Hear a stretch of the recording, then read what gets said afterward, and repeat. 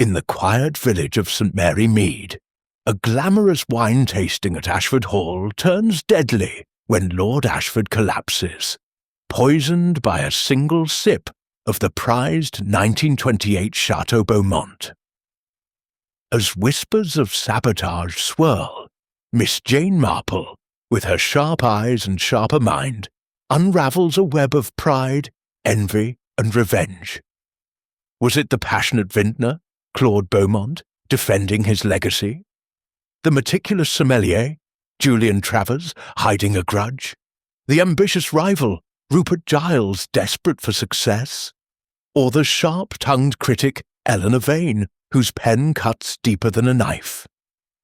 In just 30 seconds, step into a world of elegance and deceit, where one glass holds the key to a chilling murder, and only Miss Marple can pour out the truth.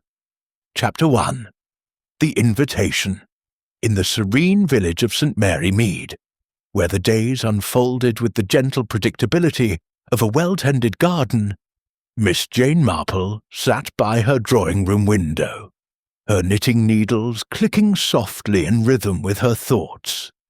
The autumn light filtered through lace curtains, casting delicate patterns on the polished oak table where a single envelope lay, its crisp edges betraying its importance. It was an invitation delivered that morning by the postman, whose cheerful whistle had briefly disrupted the village's quiet.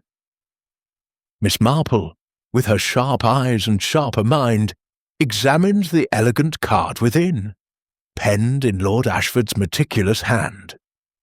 It requested her presence at a wine tasting at Ashford Hall, an event to showcase the finest vintages of Mr. Claude Beaumont, a vintner whose name carried the weight of prestige across the county. Miss Marple, though no enthusiast of wine, felt a stir of curiosity.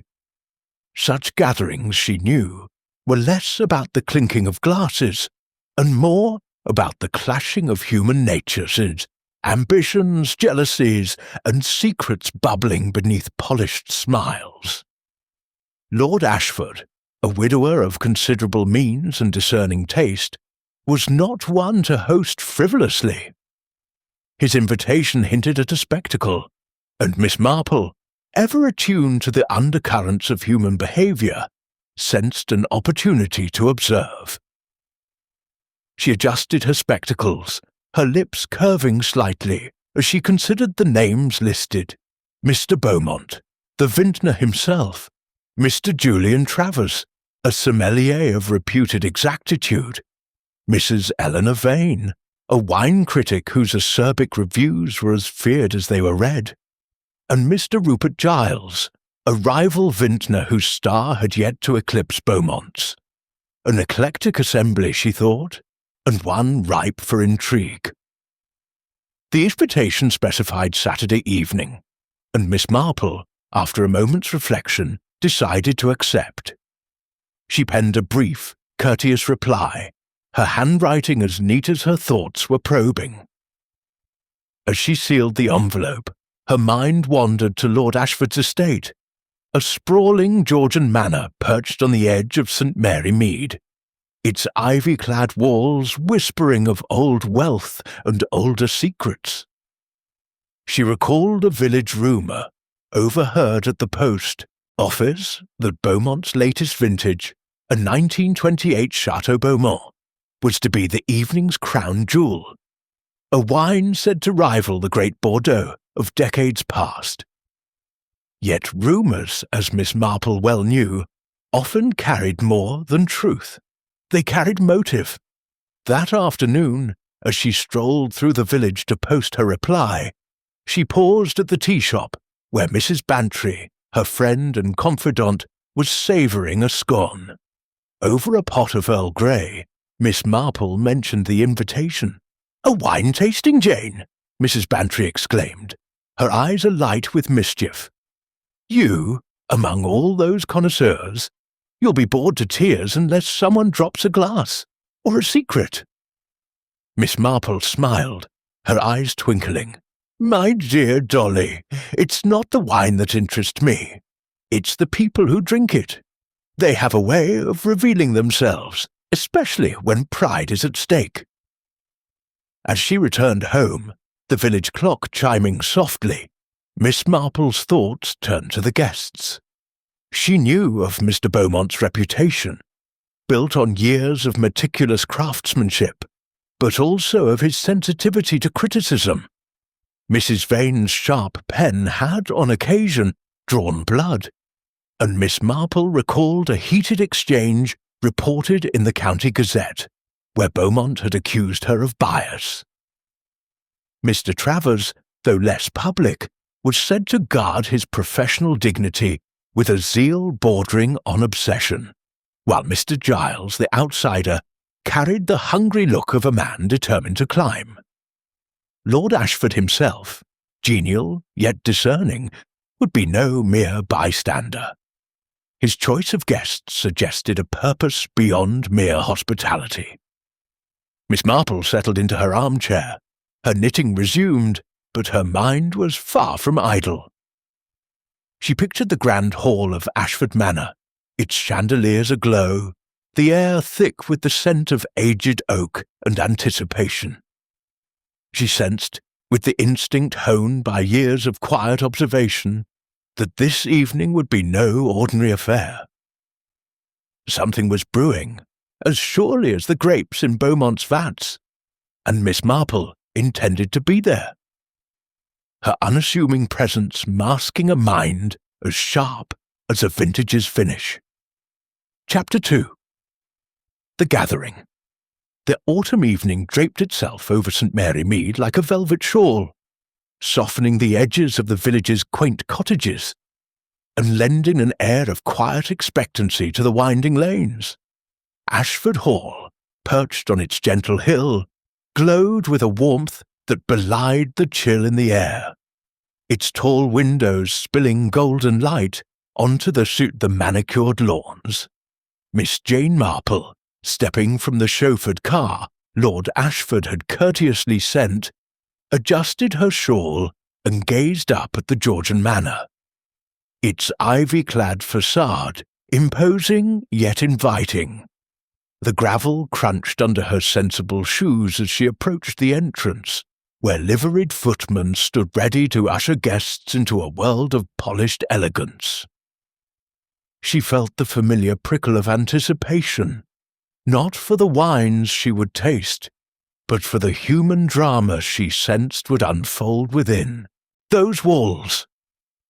Inside, the grand hall was a vision of restrained opulence.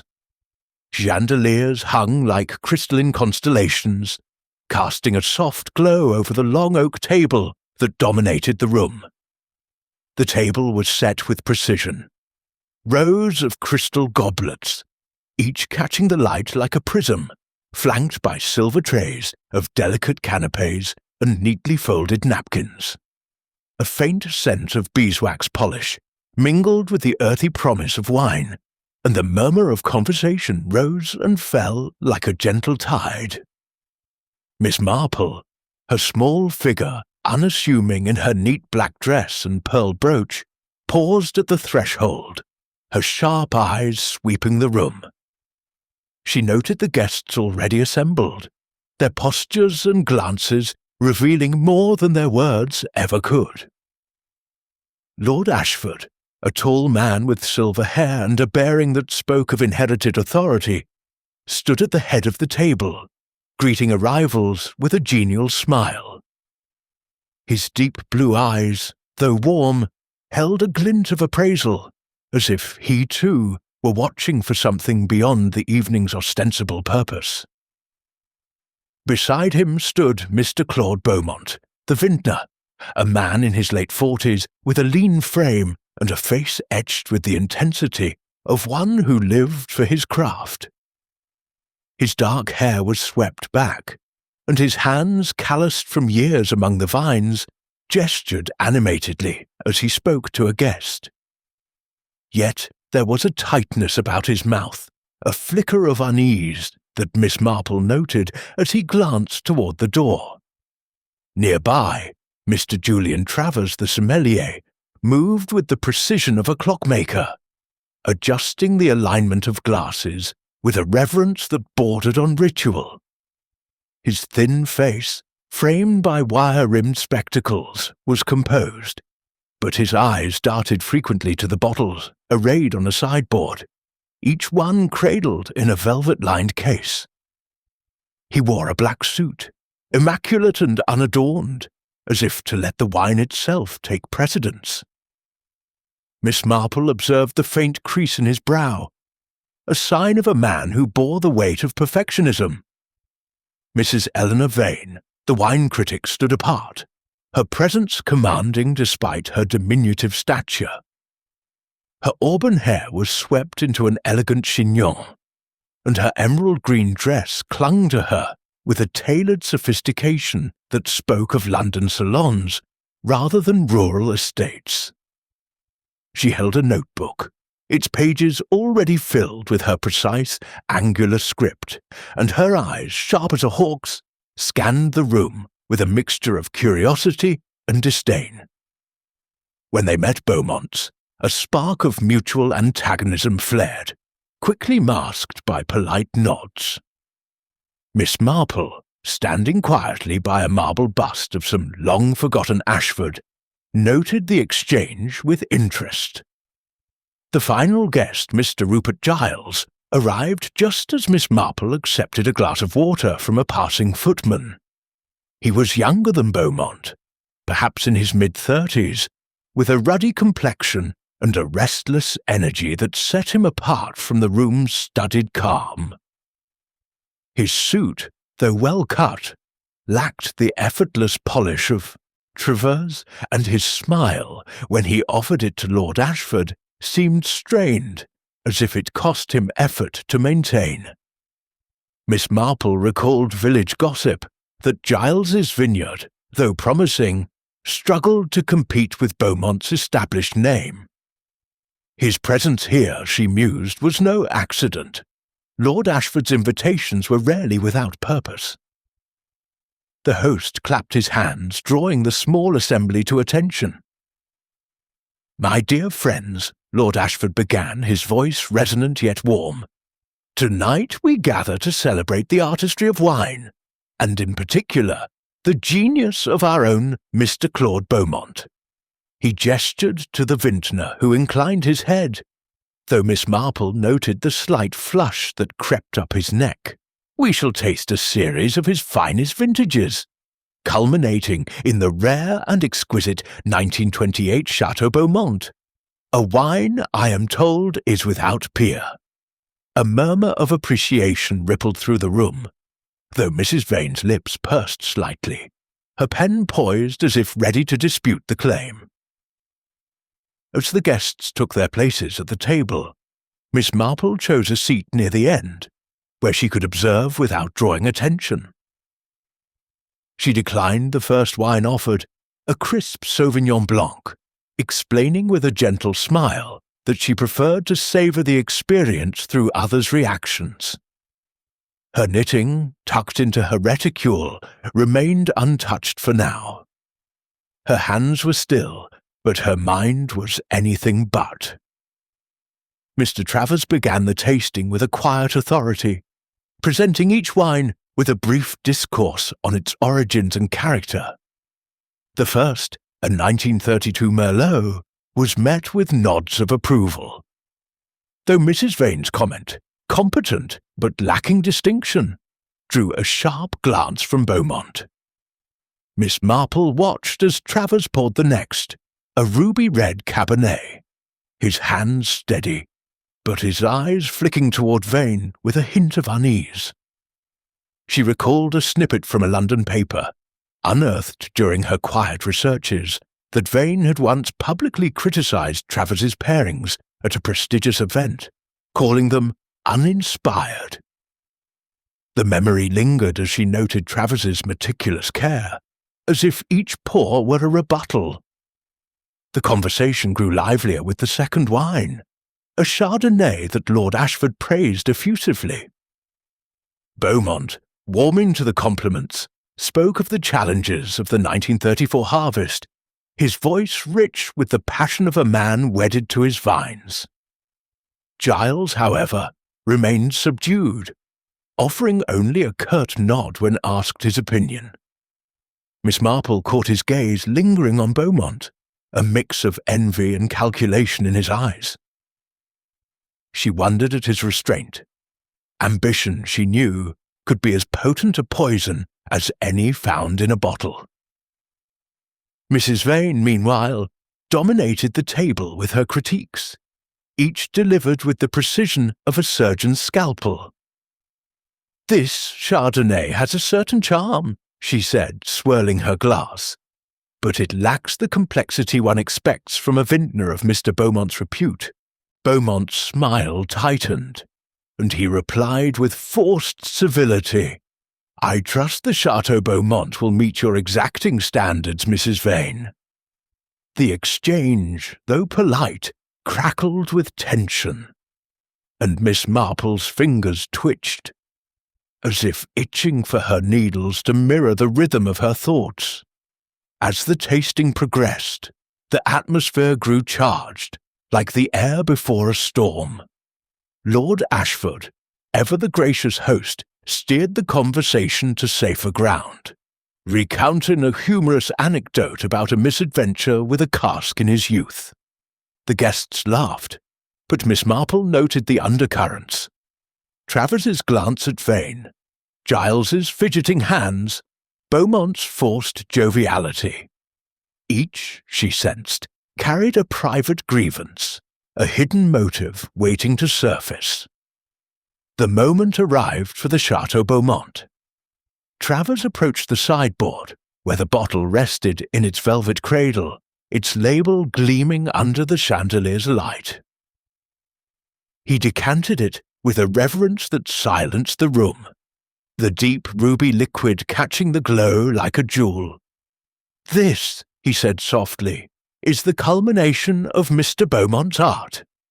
A 1928 vintage, aged to perfection, its notes of blackberry and spice a testament to the terroir of his estate." He poured with care, filling each goblet to precisely the same level, his movements almost ceremonial. Lord Ashford raised his glass, the crystal catching the light. "To beauty, to craftsmanship, and to good company," he toasted, his voice carrying a warmth that momentarily dispelled the tension. The guests followed suit, their glasses glinting in unison. Miss Marple, still holding her water, watched as Lord Ashford brought the wine to his lips, his expression one of eager anticipation. For a fleeting moment, all seemed harmonious. The room united in the shared ritual of the toast. Then it happened. Lord Ashford's face contorted, a gasp escaping his lips as his hand clutched at his throat.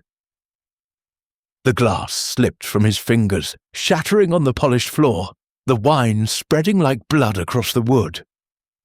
He staggered, his eyes wide with shock, and collapsed, his body crumpling in a graceless heap.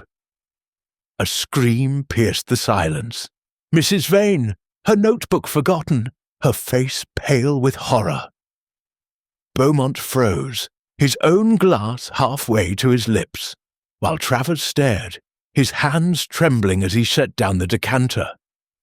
Giles leapt to his feet, his chair scraping harshly against the floor. Miss Marple, her heart quickening but her demeanour calm, rose quietly and moved toward the fallen host. Dr. Haydock, a guest seated near the head of the table, knelt beside Lord Ashford, his fingers seeking a pulse. The room seemed to hold its breath as he looked up, his face grim. "He's gone," he said, his voice steady but heavy.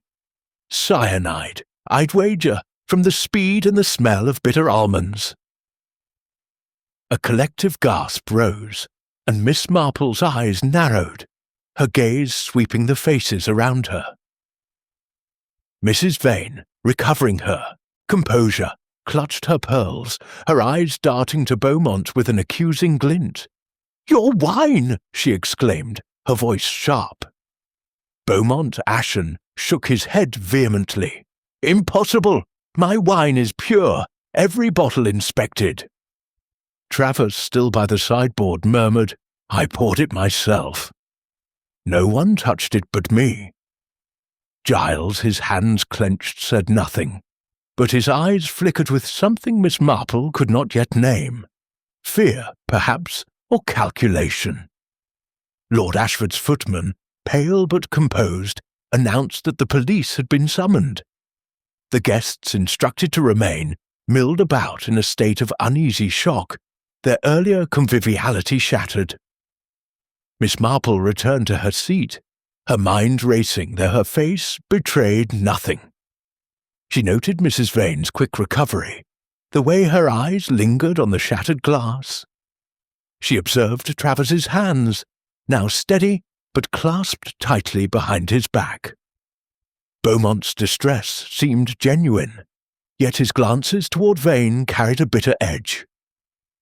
Giles, pacing near the window, avoided the other's eyes, his restlessness a contrast to the stillness of death. As the distant wail of a police siren broke the night, Miss Marple's thoughts turned to the goblets, the bottle, the fleeting moments before the toast. Someone in this room, she knew, had orchestrated this tragedy, their motive hidden in the web of rivalries and resentments she had glimpsed. Her eyes, bright and unyielding behind her spectacles, missed nothing. The game, as she often thought of it, had begun, and Miss Marple, with her quiet wisdom and unerring instinct, was ready to play. Chapter 3. The Fatal Sip. The grand hall of Ashford Hall, moments ago a stage for refined pleasure, now lay under a pall of dread. The shattered remnants of Lord Ashford's goblet glistened on the polished floor, the spilled wine pooling like a dark omen. The air, heavy with the acrid scent of fear and suspicion, seemed to press against the ornate walls. And the chandelier's light, once warm, now cast stark shadows across the faces of the stunned guests. Miss Jane Marple, seated unobtrusively at the table's end, folded her hands in her lap, her calm demeanour a quiet anchor amidst the chaos. Her eyes, sharp and unclouded, moved from one figure to another, cataloguing every gesture, every flicker of expression, as the room grappled with the suddenness of tragedy. Lord Ashford's body lay where it had fallen, his face frozen in a grimace of agony, his hand still curled as if clutching at life. Dr. Haydock, kneeling beside him, rose slowly, his professional composure strained but intact. "Cyanide," he repeated, his voice low, yet carrying the weight of certainty. "The bitter almond smell is unmistakable, and the speed of it, death within moments." He glanced at the guests, his gaze lingering on Mr. Beaumont, whose face had drained of colour, his hands gripping the edge of the table as if to steady himself. Mrs. Eleanor Vane, her emerald, dress a stark contrast to her pallor, stood rigid, her notebook clutched to her chest like a shield. "This is monstrous," she declared, her voice trembling with a mix of horror and indignation. "That wine, Beaumont's wine!" Her accusation hung in the air, sharp as a blade, and all eyes turned to the vintner. Mr. Claude Beaumont, his pride wounded as much as his nerves straightened, his dark eyes flashing.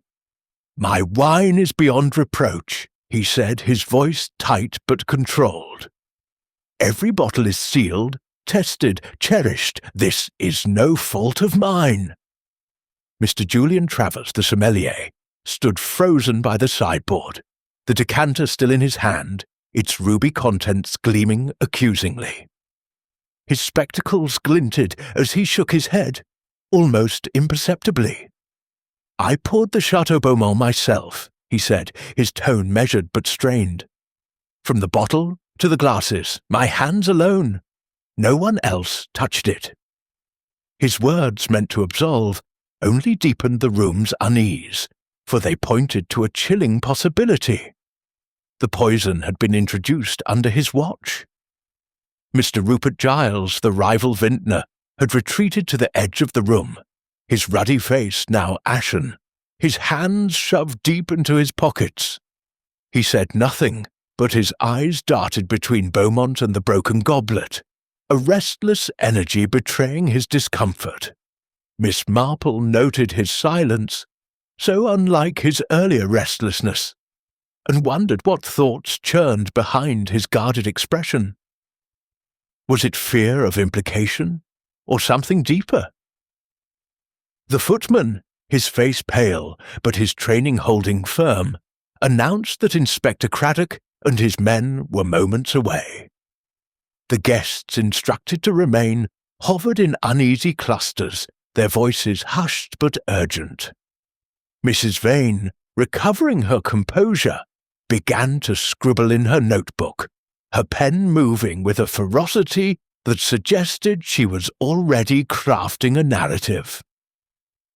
Beaumont paced near the fireplace, muttering about the ruin of his reputation, while Travers meticulously rearranged the remaining goblets, as if order could restore sanity to the scene. Giles lingered by the window, staring into the darkened garden, his shoulders hunched. Miss Marple, her presence all but forgotten in the turmoil, sipped her water, her mind as active as her demeanour was still. She replayed the moments before the fatal sip. Travers's careful pour, the collective raising of glasses, Lord Ashford's eager anticipation. She recalled the brief pause before the toast, when Mrs. Vane had leaned forward to adjust her napkin, her hand brushing near the goblets. Had it been a mere gesture, or something more deliberate? And Giles, his quick movement to his feet when the glass fell, as if startled not by the act but by its consequence. Beaumont's distress seemed genuine, yet Miss Marple knew that passion could mask guile as easily as it revealed truth. Dr. Haydock, having covered Lord Ashford's body with a tablecloth, approached Miss Marple, his face etched with concern. "A bad business, Miss Marple," he said quietly. "Cyanide's not something you stumble across by accident. Someone meant harm tonight." She nodded, her expression grave, but her eyes alight with thought. "Indeed, Doctor, and someone knew precisely how to deliver it. The question is, why Lord Ashford, and why now?" The arrival of Inspector Craddock broke the tension like a clap of thunder. A sturdy man with a practical air, his broad face was set in a frown as he surveyed the scene. His men, efficient and sombre, secured the room, one taking photographs of the body and the shattered glass, another collecting the remaining wine bottles. Craddock's gaze settled on the guests, and Miss Marple noted the flicker of recognition in his eyes as they met hers. They had crossed paths before, and though he sometimes found her methods unorthodox, he respected her insight. "All right," Craddock said, his voice firm but not unkind. "No one leaves until we've got statements. This is a murder inquiry now, and I'll need the truth from each of you." He turned to Dr. Haydock, who briefed him on the cause of death, then addressed the group. "The bottle of Chateau Beaumont will be tested, but I want to know who handled it, who poured it, who had access, and I want to know now." Beaumont stepped forward, his voice steady despite his pallor. "Inspector, I swear to you my wine is pure. That bottle was sealed when it left my cellar. If there's poison, it was added here tonight." Craddock raised an eyebrow, jotting in his notebook. "We'll see about that, Mr. Beaumont. Your reputation's well known, but reputations don't stop poison." Beaumont flinched but held his ground.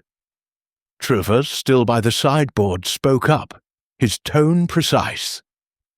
I opened the bottle myself, Inspector, and decanted it under everyone's eyes. No one approached it but me." Craddock's gaze sharpened. "And you're certain no one could have tampered with it before the pour?" Travers hesitated, a flicker of doubt crossing his face. I was vigilant, but the room was busy. I can't swear to every moment." Mrs. Vane, her composure fully restored, interjected with a voice like cut glass. "Inspector, this is clearly a matter of sabotage. Mr. Beaumont's wines have been overhyped for years, and someone, perhaps a rival, saw a chance to expose him." Her eyes flicked to Giles, who stiffened but said nothing. Miss Marple noted the accusation, and the way Vane's hand tightened on her notebook, as if shielding her own secrets. Giles, finally roused, spoke with a forced calm. "I had no hand in this, Inspector. I was here to taste, not to tamper. Why would I risk my own name?" His words were reasonable, but his voice carried a tremor, and Miss Marple's keen ear caught it. Craddock, unimpressed, made another note. "We'll get to motives soon enough, Mr. Giles. For now, I want facts." As the inspector began, questioning the footman, Miss Marple's thoughts turned to the mechanics of the crime. Cyanide, as Dr. Haydock had noted, acted swiftly, requiring only a small dose. The poison could have been in the bottle, but that would implicate Beaumont or Travers directly, and both seemed too meticulous to risk such an obvious method. The goblet, however, was another matter. She recalled the moment of the toast, the brief flurry of movement as glasses were raised. Had someone slipped a fatal dose into Lord Ashford's glass alone?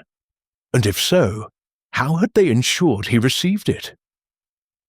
She glanced at the table, where the remaining goblets stood untouched, their contents glistening in the light. The police would test them, but Miss Marple's mind was already tracing the paths of opportunity. Mrs. Vane's proximity to the table, her quick adjustment of her napkin, Travers's control of the pour, his access to every glass. Beaumont's intimate knowledge of his own wine, and Giles's quiet presence, watching from the sidelines. Each had opportunity, each had a potential motive, though none yet stood clear. Craddock, finishing with the footman, approached Miss Marple. "Miss Marple," he said, his tone a mix of respect and exasperation, "I suppose you've already got half the case solved in that head of yours." She smiled faintly, her eyes twinkling. "Oh, Inspector, I'm just an old woman who notices things, but I will say this. The truth is often in the smallest details, a glance, a gesture, a moment no one thinks to question." Craddock sighed, knowing better than to dismiss her. "Well, keep your eyes open, but leave the policing to me."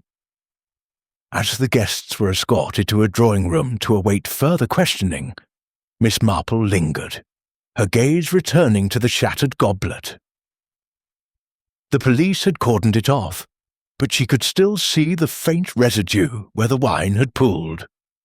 A detail, small but significant, tugged at her mind. She thought of her village, of the petty jealousies and hidden grudges that so often mirrored grander crimes. This was no random act, she was certain. Someone in this room had planned with care, and Miss Marple, with her quiet persistence, would unravel their design. Chapter 4. The investigation begins. The grand hall of Ashford Hall, so recently a stage for elegance and anticipation, now bore the stark air of a crime scene.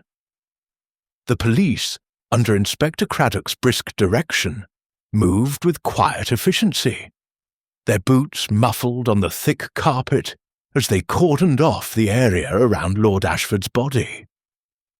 The shattered goblet, its fragments glinting in the chandelier's light, had been carefully collected. and the bottle of 1928 Chateau Beaumont was sealed in an evidence bag destined for the laboratory in the county town. Miss Jane Marple, seated in a high-backed chair near the fireplace, her small figure almost lost in its shadow, watched the proceedings with her usual unobtrusive keenness. Her hands rested quietly in her lap, but her eyes, bright and alert behind her spectacles, missed nothing.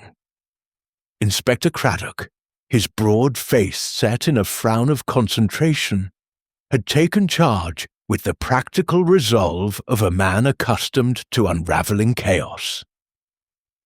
He stood at the centre of the room, his notebook open, questioning the footmen who had served the evening's canapés. Their answers, delivered in nervous stammers, confirmed that none had approached the wine or the goblets. Their duties had kept them at the room's edges, far from the fatal pour. Craddock's gaze swept the remaining guests now gathered in the drawing-room adjacent to the hall, their faces a study in varying shades of shock, defiance, and unease. Miss Marple, permitted to remain in the hall for the moment, Craddock knew better than to exclude her entirely, listened as the inspector issued orders to his men. "Test the bottle first," he said to a young constable, "but don't stop there. Every glass on that table, every surface near it. If there's a trace of cyanide, I want to know where it came from."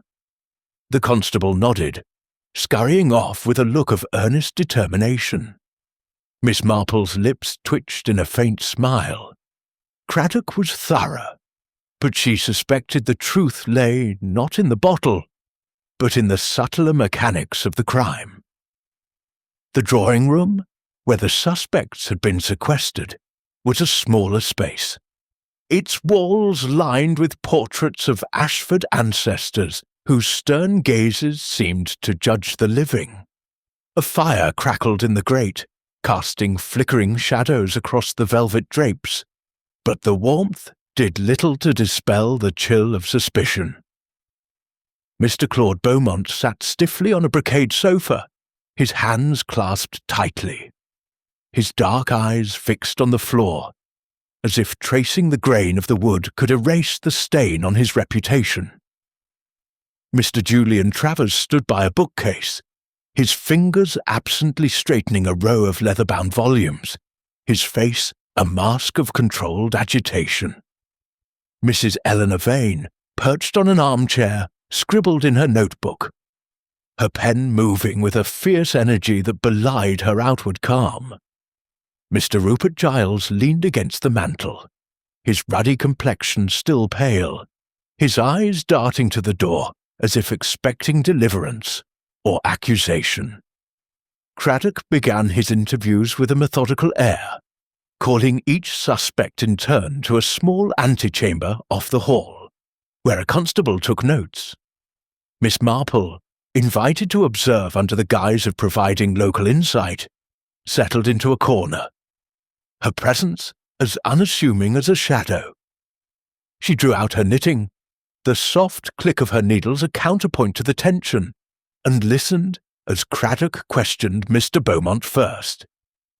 "Mr. Beaumont," Craddock began, his tone firm but not unkind, "you insist the wine was untampered with when it left your cellar.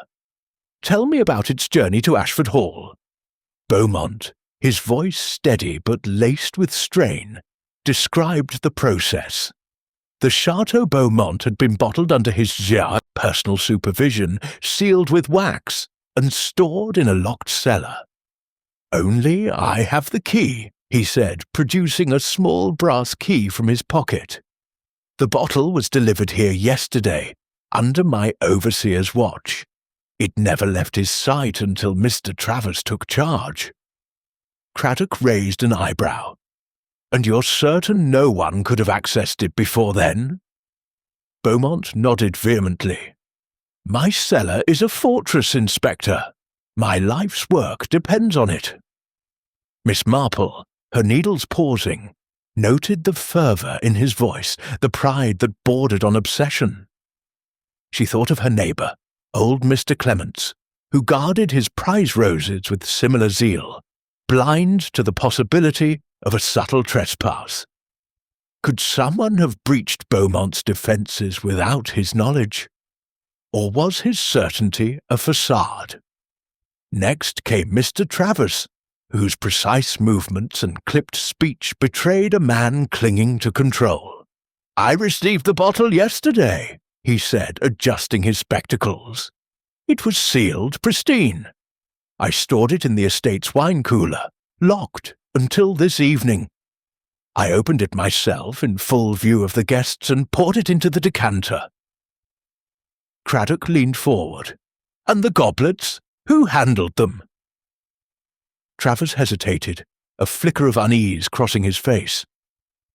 "I set them out myself, Inspector, but the room was crowded. I can't swear no one brushed past them." Miss Marple's eyes narrowed slightly.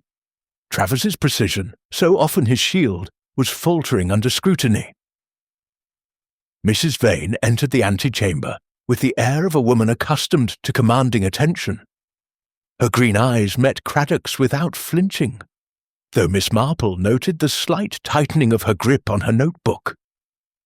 "I had no part in this," she said before Craddock could speak, her voice sharp. "I was here to taste and critique, nothing more. If there's blame, look to those with motive. Beaumont's rivals, perhaps." Her glance toward the drawing-room, where Giles waited, was pointed. Craddock pressed her on her movements, and she admitted to lingering near the table before the toast to adjust my place-setting. Miss Marple's needles clicked softly. The phrase was innocuous, but the timing was not. Mr. Giles, when called, was visibly nervous, his hands twisting together as he spoke. "I was a guest, Inspector, nothing more. I've no reason to harm Lord Ashford or Beaumont's wine." His voice carried a defensive edge, and Miss Marple recalled the village talk of his struggling vineyard, overshadowed by Beaumont's success. Craddock probed his financial state, and Giles admitted to recent difficulties, but insisted, "I'd never stoop to murder. My wines will speak for themselves." His words were bold, but his eyes betrayed a flicker of desperation, and Miss Marple wondered what lengths ambition might drive a man to. As the interviews concluded, Craddock dismissed the suspects back to the drawing-room, his face etched with frustration. "No one admits to anything," he muttered to Miss Marple, who nodded sympathetically. "People rarely do, Inspector, until the pieces fall into place, but there are always pieces if you know where to look." Craddock sighed, accustomed to her cryptic wisdom, and returned to his men, who were cataloguing the remaining evidence. Miss Marple, left alone for a moment, rose and approached the table, now cleared of all but a few stray napkins. She pictured the scene before the toast, the guests milling about, the clink of glasses, the fleeting moments of distraction. She thought of Mrs. Vane's adjustment of her napkin, so close to Lord Ashford's goblet. Of Travers's meticulous pour, yet his admission that the room was crowded. Of Beaumont's locked cellar, and Giles's silent observation from the sidelines. Each had opportunity, she mused, but opportunity was only half the puzzle. Motive was the key, and motive, she knew, often lay in the quiet resentments of the heart. As she returned to her chair, her knitting resumed, Miss Marple's thoughts turned to Lord Ashford himself. Why him? A genial host, a man of wealth and taste, yet seemingly without enemies. Was he the intended victim, or a tragic accident in a scheme meant for another? She recalled a conversation in the village shop, where Mrs. Bantry had mentioned Ashford's recent decision to invest heavily in Beaumont's vineyard, a move that had snubbed Giles's hopes. Could that have sparked a grudge? Or was the target Beaumont's reputation, with Ashford merely collateral? The clock in the hall chimed midnight, its sombre toll a reminder of the hour's gravity. Inspector Craddock re-entered, his expression grim. "The lab will take time," he said, "but I've a feeling this wasn't random." Someone knew what they were doing. Miss Marple nodded, her eyes gleaming with quiet resolve. "Indeed, Inspector, and someone thought they could outwit us all. But the truth, like a good wine, has a way of revealing itself with time." Chapter 5. The Vintner's Pride. The morning after the tragedy at Ashford Hall broke over St. Mary Mead with a deceptive calm, the autumn sun casting long shadows across the village's cobbled lanes. Miss Jane Marple, having slept little but thought much, rose early, her mind as sharp as the frost that edged her garden. She donned her tweed coat and sensible hat, determined to visit Mr. Claude Beaumont at his vineyard, a sprawling estate just beyond the village's borders. The walk, though brisk, suited her purpose. It gave her time to ponder the web of motives and opportunities that had begun to form in her mind. The vintner, she sensed, held a key to the puzzle, not necessarily as the culprit, but as the pivot around which the crime revolved. Beaumont's vineyard, nestled in a gentle valley, was a vision of order and abundance. Rows of vines stretched across the landscape, their leaves tinged with the russet hues of autumn, and the air carried the faint sweetness of fermenting grapes. The manor house, a modest but elegant structure of weathered stone, stood at the estate's heart, its chimneys puffing softly against the morning sky. Miss Marple, arriving at the wrought-iron gate, was met by a young worker, his hands stained with the day's labour, who recognized her from village gatherings and ushered her toward the house with a respectful nod. Mr. Beaumont greeted her at the door, his lean frame slightly stooped, as if the weight of the previous night's events pressed upon him.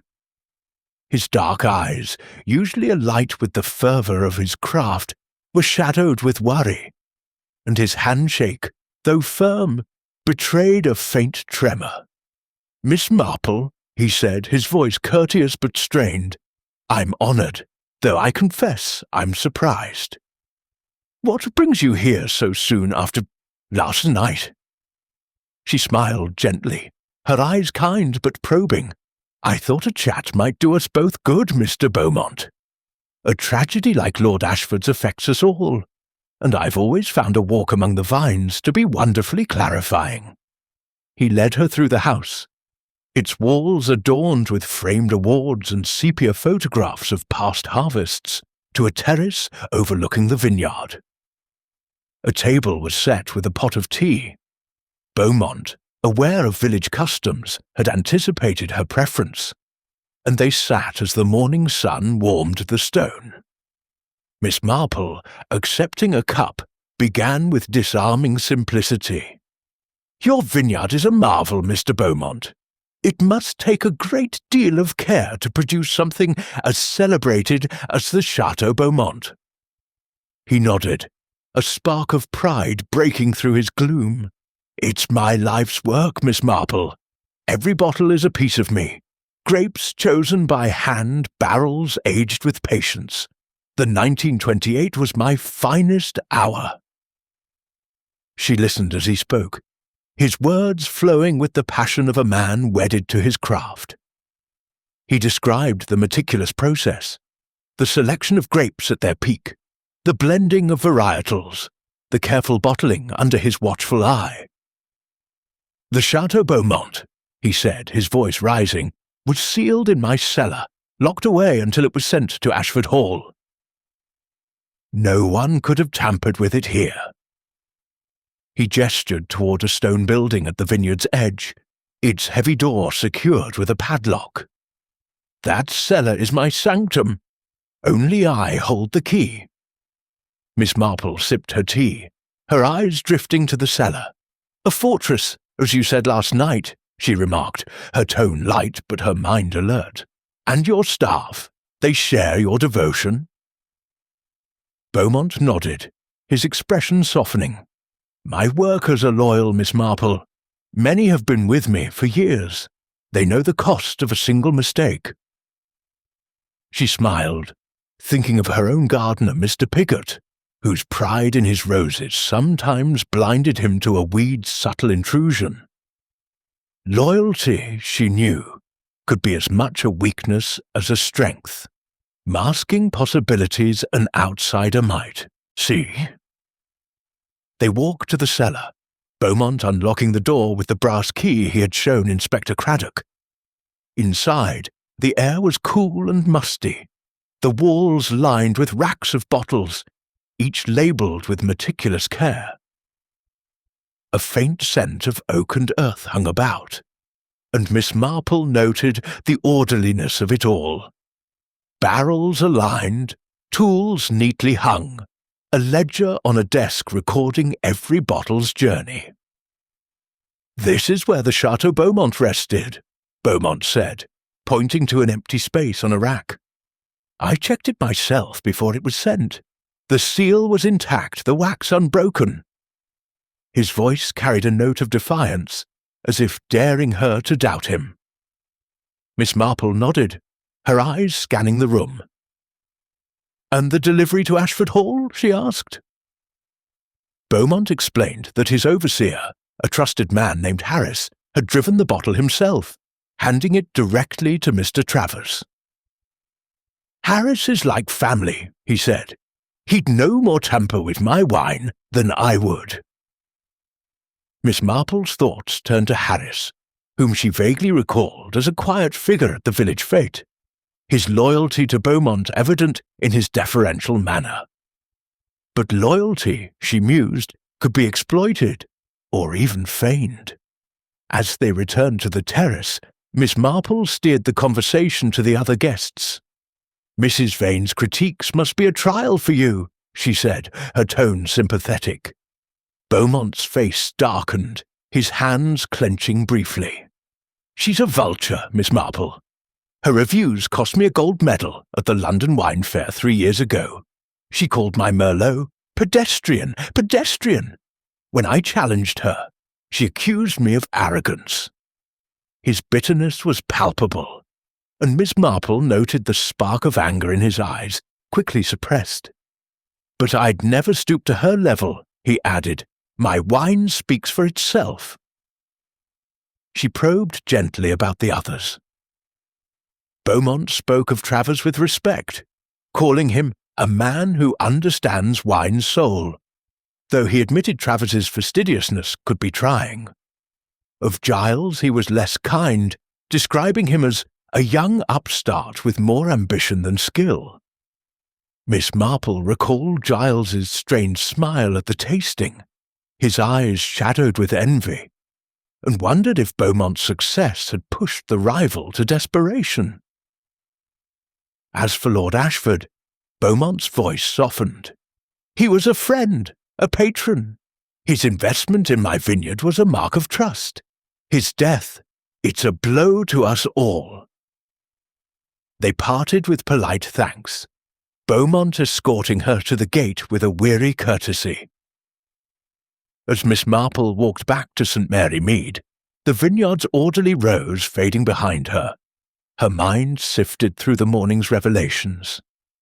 Beaumont's pride was his strength, but also his blind spot. He could not conceive of his wine being tainted under his watch. Yet the cellar, for all its locks, was not impregnable. A trusted worker, a moment of distraction, a clever sleight of hand, any could have opened a new door to treachery. And then there was Mrs. Vane's feud, a wound that festered in Beaumont's heart. Had her venom pushed someone to act, or was she herself the orchestrator, using the wine as her weapon? Back in her cottage, Miss Marple settled into her armchair, her knitting needles clicking as she thought. She pictured her village knitting circle, where Mrs. Price's boasts about her perfect stitches often hid a dropped loop. Pride, she knew, could obscure truth, and Beaumont's certainty might be his undoing. She resolved to speak with Inspector Craddock, to learn what the laboratory had found in the bottle and goblets. But her instincts, honed by years of observing human frailties, whispered that the answer lay not in the wine itself, but in the hands that had touched it, and the hearts that had motive to poison it. Chapter 6. The Sommelier's Precision. The afternoon sun hung low over St. Mary Mead, its golden rays filtering through the ancient elms that lined the lane to Ashford Hall. Miss Jane Marple, her step brisk despite the weight of her thoughts, made her way back to the estate, determined to speak with Mr. Julian Travers, the sommelier whose meticulous hands had poured the fatal glass. The tragedy of the previous evening lingered like a fog, and Miss Marple, with her unerring instinct for human nature, sensed that Travers's fastidious nature might hold a clue to the puzzle. She had telephoned ahead, and Travers, though surprised, had agreed to meet her in the estate's wine cellar, where he was cataloguing the remaining bottles under police supervision. Ashford Hall, though still grand, seemed diminished in the daylight, its windows reflecting a sombre quiet, rather than the previous night's glow. A young constable, stationed at the entrance, nodded as Miss Marple approached, recognizing her from Inspector Craddock's murmured instructions to let the old lady through.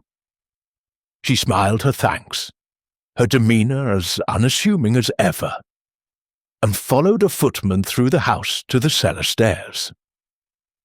The air grew cooler as she descended, the scent of stone and aged wood replacing the polish of the upper rooms. At the bottom, Travers stood alone, his thin frame silhouetted against rows of bottles, his spectacles catching the dim light of a single bulb. "Miss Marple," he greeted, his voice polite but tinged with weariness. "I confess I'm puzzled by your visit. I've told the inspector all I know." She inclined her head, her eyes gentle but searching. "I'm sure you have, Mr. Travers, but sometimes a quiet chat can bring clarity, like a good wine left to breathe." He managed a faint smile, gesturing to a small table where a kettle and 2 cups waited. A thoughtful gesture, she noted, for a man under strain. They sat, and Miss Marple, accepting a cup of tea, began with her usual disarming ease. "Your work must be a great responsibility, Mr. Travers. To present a wine like the Chateau Beaumont with such care, it's almost an art." His face softened, a flicker of pride breaking through his reserve. "It is, Miss Marple. A wine deserves respect from the vine to the glass. I've spent years perfecting the craft. Temperature, timing, presentation.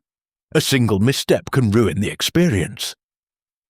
His hands, resting on the table, were steady, but she noted the faint calluses on his fingers, the mark of a man who handled his tools with reverence. She steered the conversation to the night of the tasting. "You poured the Chateau Beaumont yourself, I believe. A moment of great pride, I imagine." Travers nodded, his expression tightening. "It was. That bottle was flawless when I opened it, sealed, untampered, as I told the inspector. I decanted it before the guests poured each glass with care. No one touched them but me." His voice carried a quiet conviction, but Miss Marple caught the slight hesitation in his eyes, a shadow of doubt that belied his words. "And the goblets?" she asked, her tone light. "You arranged them beforehand?" Travers adjusted his spectacles, a nervous gesture. Yes, I set them out an hour before the tasting. Crystal, polished to perfection, each placed precisely.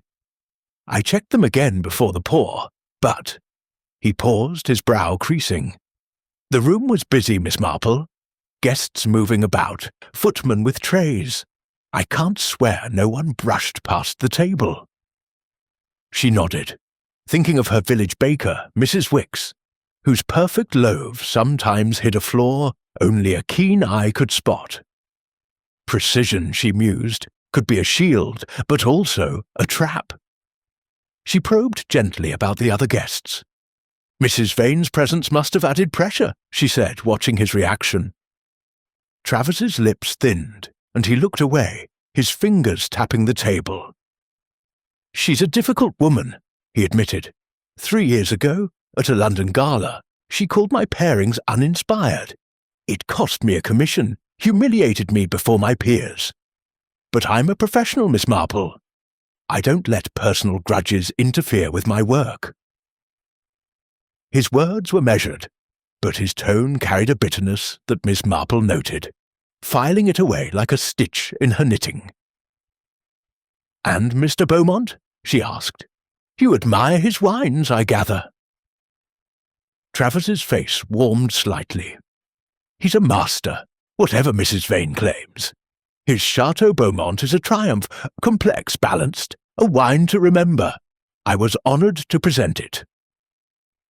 Yet, as he spoke, his hand twitched, a fleeting sign of unease. Miss Marple wondered if his admiration for Beaumont masked a deeper tension, perhaps a professional rivalry, or a resentment born of serving another's genius. She turned to Mr. Giles, the rival vintner. "He must envy Mr. Beaumont's success," she said, her voice soft but probing. Travers shrugged, his composure returning. "Giles is ambitious, but his wines lack finesse. He's young, impatient. I doubt he'd stoop to sabotage, though he's too proud of his own work." Miss Marple noted the dismissal, wondering if Travers's disdain for Giles hid a more personal judgment, or perhaps a deflection. As they spoke, Travers led her through the cellar, pointing out the cooler where the Chateau Beaumont had been stored. "Locked," he said, showing her the heavy padlock. "Only I and Lord Ashford had keys. I fetched the bottle myself yesterday evening, and it was perfect." He opened a ledger, its pages filled with meticulous notes on every bottle's arrival and condition. Miss Marple, glancing at the entries, saw the care in his script, each letter precise as a surgical cut. Yet she thought of her nephew Raymond, whose tidy accounts sometimes hid an error only a second glance revealed. Could Travers's precision have missed a subtle intrusion? She asked about the moments before the toast, picturing the crowded hall. "You were at the sideboard pouring. Did you notice anything unusual?" Travers frowned, his memory straining. "It was a blur, Miss Marple. Guests talking, glasses clinking. Mrs. Vane was near the table, adjusting her place. I recall her leaning forward. Mr. Giles was pacing as he does. Mr. Beaumont was speaking with Lord Ashford. I was focused on the pour, ensuring each glass was equal." His voice faltered, and he added, "If someone tampered with a glass, I didn't see it, but I should have." The admission cost him, and Miss Marple saw the weight of guilt in his eyes. They returned to the table, the cellar's chill settling into her bones. "You've been most helpful, Mr. Travers," she said, her smile warm but her mind racing. "A man of your skill must find this a heavy burden." He nodded, his face drawn. "It's a stain on my craft, Miss Marple. If the poison was in my pour, I'll never forgive myself." She patted his arm, her gesture grandmotherly but her eyes sharp. "The truth will out, Mr. Travers. It always does." As she climbed the cellar stairs, The constable nodding her through, Miss Marple's thoughts wove together like threads in a tapestry. Travers's precision was his hallmark, yet it made him vulnerable. A single lapse in his vigilance could have been exploited. His resentment of Mrs. Vane was clear, a wound still raw from her public slight.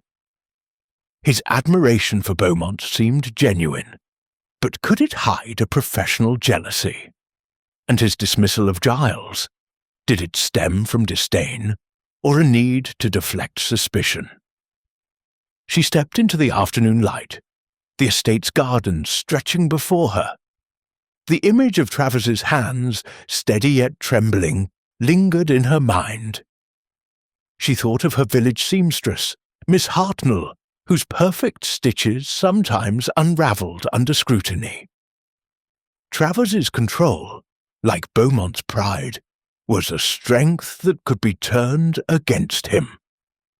As she walked back to St. Mary Mead, her mind turned to the goblets, the fleeting moment before the toast, and the possibility that the poison had not been in the bottle at all, but in a single carefully chosen glass. She resolved to press Inspector Craddock for the laboratory results, for the truth, she knew, lay in the details, and Miss Marple was nothing if not a student of details. Chapter 7. The Critic's Motive. The village of St. Mary Mead, bathed in the soft glow of late afternoon, seemed to hold its breath as Miss Jane Marple made her way to the Blue Boar Inn, where Mrs. Eleanor Vane had taken a room for the duration of her stay.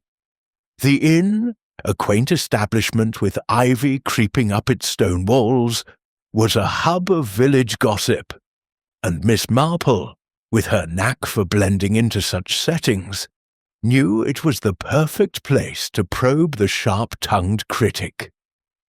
Her visit to Mr. Travers had sharpened her sense of the tensions swirling around the fatal wine tasting, and Mrs. Vane, with her venomous pen and pointed accusations, was a figure too central to ignore.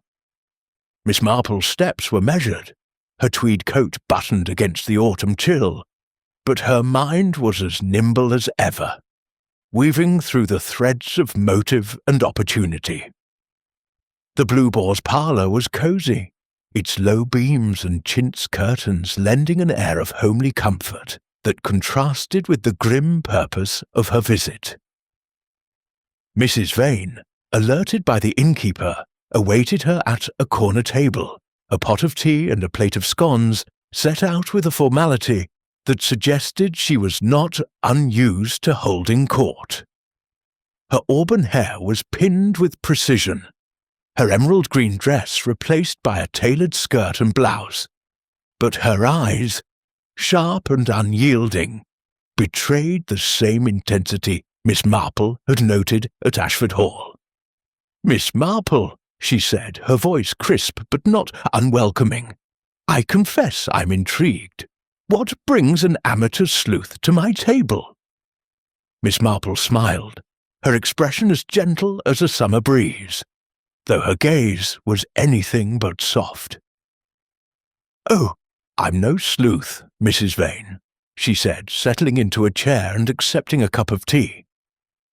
"Merely an old woman who enjoys a chat, especially with someone of your insight. Your work as a critic must give you a rare perspective on human nature." Mrs. Vane's lips curved, a flicker of pride crossing her face. "It does. People reveal themselves in their wines, ambition, carelessness, or genius. I merely hold a mirror to it." The conversation began lightly, Miss Marple steering it toward Mrs. Vane's career. The critic spoke with confidence, describing her rise from a provincial journalist to a feared voice in London's wine circles.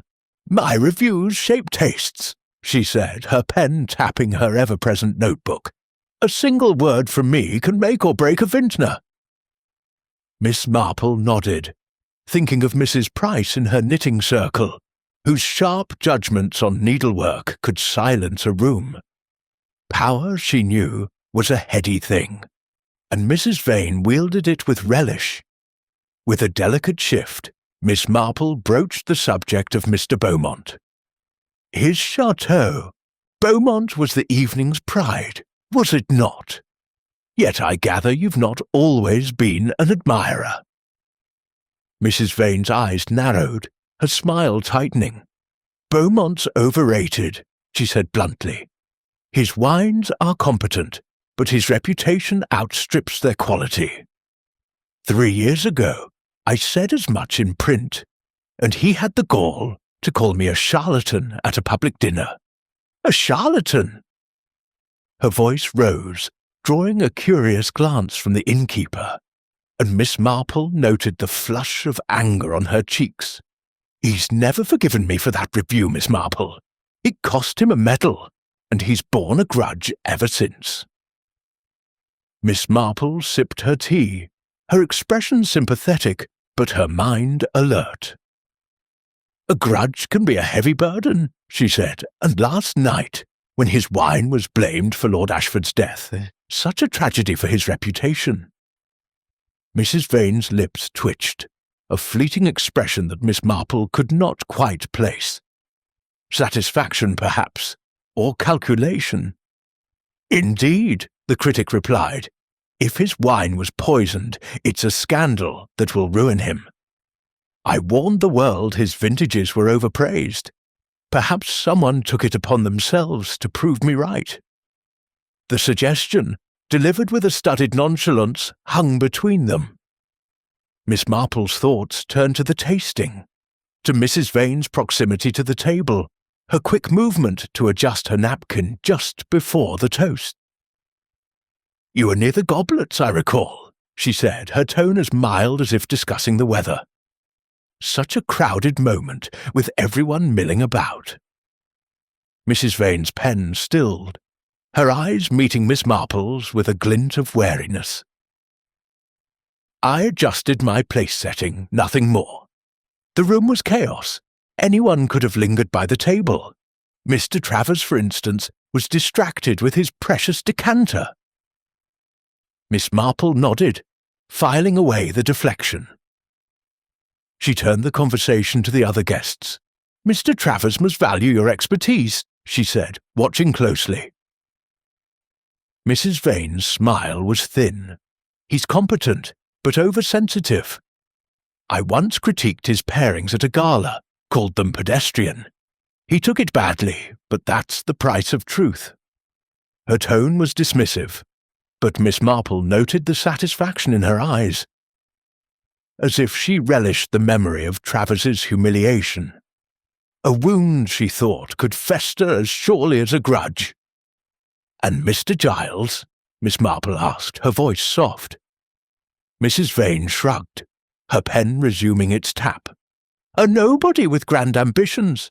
His wines are passable, but he lacks Beaumont's polish. I suspect he envies him bitterly, enough to act rashly, perhaps. Her words were measured, but Miss Marple caught the calculated edge, as if Mrs. Vane were planting a seed. She thought of Giles's nervous pacing at the tasting, his silence when accused, and wondered if Mrs. Vane's accusation was a truth or a diversion. As they spoke, Miss Marple's eyes drifted to Mrs. Vane's notebook, its pages filled with angular script. You must see so much in your work, she said. Even the darker side of the trade. Frauds, perhaps, or poisons. Mrs. Vane's expression flickered, a momentary unease crossing her face. I've written about such things, she admitted. An article last year on toxins used in wine fraud, cyanide among them. It's not uncommon knowledge in my circles. Miss Marple's heart quickened, though her face remained serene. Cyanide, so casually mentioned, yet so precise a fit for the crime. The innkeeper approached to refill the teapot, and Miss Marple used the pause to observe Mrs. Vane's hands, steady, but with a faint tremor as she closed her notebook. She thought of her village friend, Miss Weatherby, whose confident pronouncements often hid a deeper insecurity. Mrs. Vane's authority, she sensed, was a shield for something fragile, perhaps a need to dominate or a fear of being exposed. Had her feud with Beaumont driven her to orchestrate a scandal, with Lord Ashford as the unintended victim? As they parted, Mrs. Vane's farewell was polite but cool, her eyes lingering on Miss Marple as if assessing a rival. "You're observant, Miss Marple," she said, her voice carrying a faint challenge. "I hope you find what you're looking for." Miss Marple smiled, her eyes twinkling. "Oh, I usually do, Mrs. Vane.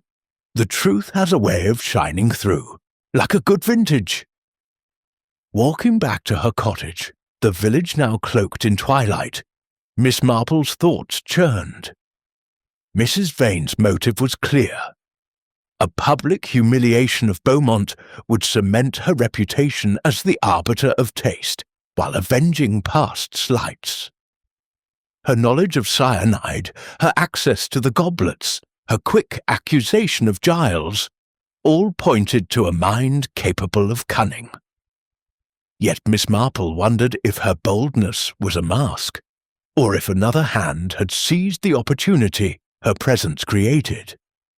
She resolved to check the laboratory results with Inspector Craddock, for the goblet, she suspected, held the secret, and Mrs. Vane, with her sharp pen and sharper mind, was at its heart. Chapter 8. The Rival's Ambition. The evening shadows stretched long across St. Mary Mead, as Miss Jane Marple set out for Mr. Rupert Giles's vineyard, a modest estate on the village's eastern edge, where the land dipped into a shallow valley less fertile than Beaumont's. The air was crisp, carrying the faint tang of wood smoke, and Miss Marple, wrapped in her familiar tweed coat, walked with a purposeful calm. Her conversation with Mrs. Vane had sharpened her sense of the tangled motives surrounding Lord Ashford's death, and Mr. Giles, the rival vintner with his restless energy and shadowed eyes, was the next piece of the puzzle. She had sent word ahead, and Giles, though reluctant, had agreed to meet her, citing a busy schedule, but unable to refuse the gentle insistence of a village spinster. Giles's vineyard was a stark contrast to Beaumont's ordered grandeur. The vines, though neatly tended, lacked the lush vigour of their rivals, and the house, a squat red brick affair, bore signs of neglect, peeling paint on the shutters, a cracked window pane hastily patched. As Miss Marple approached, she noted the air of striving ambition, like a garden pushing against poor soil. Giles met her at the gate, his ruddy face marked by a sleepless night, his handshake firm but his smile strained. "Miss Marple," he said, his voice carrying a forced warmth, "I'm not sure what you hope to learn here, but I'm happy to oblige." They walked toward a small outbuilding that served as his office, its interior cluttered with papers, empty bottles, and a desk strewn with ledgers. A single lamp cast a harsh glow, highlighting the lines of strain on Giles's face. He offered her a chair, its cushion worn but clean, and poured tea from a chipped pot, his movements betraying a nervous energy. Miss Marple, settling in with her usual unassuming grace, smiled warmly. "Your vineyard has a certain charm, Mr. Giles," she said. "It speaks of determination, of a man building something from the ground up." Giles's eyes flickered with a mix of pride and wariness. "It's been a struggle," he admitted, leaning back in his chair. "The soil here isn't ideal, and the market favours established names like Beaumont's. But I'm learning, improving. My wines will find their place." His voice held a defiant note, and Miss Marple noted the clench of his jaw, the way his hands fidgeted with a pencil. She thought of young Tommy Pierce in the village, whose bold plans for a bicycle shop often outstripped his means, yet drove him to reckless shortcuts. She steered the conversation gently toward the night of the tasting. It must have been difficult, being in the shadow of Mr. Beaumont's Chateau Beaumont, she said, her tone sympathetic. Giles's expression darkened, his fingers tightening on the pencil. Difficult? It was galling, Miss Marple. Beaumont's had every advantage. Prime land, wealthy patrons like Lord Ashford. I was invited to Ashford Hall to taste his triumph, not to compete. A bitter pill, but I swallowed it. His words were clipped, and Miss Marple caught the undercurrent of resentment, a spark that could flare into something dangerous. And Lord Ashford's death, she said softly, such a tragedy for all involved, especially for you, with your hopes of gaining his favour. Giles stiffened, his eyes narrowing. What do you mean by that? He asked, his voice sharp. Miss Marple's expression remained serene, her eyes meeting his with quiet intensity. Only that I heard, in the village, that you'd approached Lord Ashford about investing in your vineyard. His preference for Beaumont must have been a disappointment. Giles's face flushed, and he set the pencil down with a clatter. Village gossip travels fast, he muttered. Yes, I pitched. To Ashford. He turned me down, politely, but firmly. Said his money was tied up with Beaumont. I didn't hold it against him. Miss Marple nodded, her mind sifting through his words. She recalled Mrs. Bantry's chatter at the post office, mentioning Giles's desperate bid to secure Ashford's backing, a bid that had ended in quiet humiliation. And the wine itself, she said, the Chateau Beaumont. Did you find it as remarkable as claimed? Giles shrugged, his composure returning, but his eyes guarded. It was fine enough. Beaumont's wines always are. But I'd wager my own vintage could hold its own, given a chance. His tone was defiant, but Miss Marple noted the flicker of doubt, the hunger for recognition that drove him. She turned to the other guests, probing with her usual delicacy. Mrs. Vane's critiques must be a challenge for someone in your position, she said. Giles snorted, a flash of contempt crossing his face. She's a snob with a pen, Miss Marple. Her reviews prop up men like Beaumont while dismissing the rest of us. She called my Pinot promising but unrefined last year. Unrefined, as if she knows a grape from a gooseberry. His bitterness was palpable, and Miss Marple wondered if Mrs. Vane's influence, wielded so carelessly, had fueled more than resentment. And Mr. Travers, she asked, his skill with wine must be a contrast to your own work. Giles's expression softened slightly, though his eyes remained wary. Travers is a stickler, but he knows his craft. He's loyal to Beaumont, though. Too loyal, if you ask me. Always fussing over those bottles like they're holy relics. Miss Marple noted the hint of disdain, wondering if Giles's rivalry extended beyond Beaumont to those who served him. As they spoke, Giles led her to the edge of his vineyard, where the vines struggled against the rocky soil. "This is my future," he said, gesturing to the rows. "Every bottle I produce is a step towards proving myself. I'd never risk that by doing something foolish." His voice faltered, and Miss Marple caught the hesitation, the unspoken fear of being implicated. She thought of young Mr. Sanders in the village, whose bold front hid a tendency to act rashly when cornered. She asked about the night of the tasting, focusing on the moments before the toast. "You were near the window, I recall," she said. "Did you notice anything unusual at the table?" Giles frowned, his memory straining. I was distracted, Miss Marple. The room was loud, people moving about.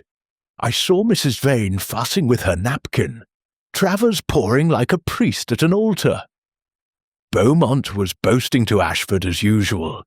I didn't see anything out of place. His words were careful, but Miss Marple noted the way his eyes flicked away, as if avoiding a truth he wasn't ready to share. They returned to the office, the lamp's glow casting long shadows across the cluttered desk.